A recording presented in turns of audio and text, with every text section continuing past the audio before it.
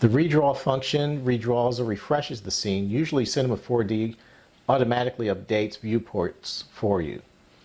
Sometimes if you're working with a very processor intensive scene, the redraw doesn't happen as quickly as you'd like it to, so that's why this command is useful sometimes. And then when you click on configure, this allows you to configure the viewport. These set display parameters and all are customizable to your liking. There are several choices here. There are a number of choices here depending on what you're working on. The first choice is Gouraud shading, which shows a close approximation to the rendered view. The Gouraud shading function shows you lights, objects, and textures.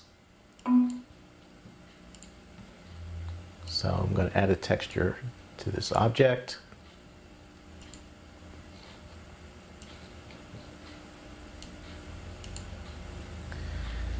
And so you see the lights come up and we can move the lights. And in Gouraud shading, you can actually see the effect that the light has on the object.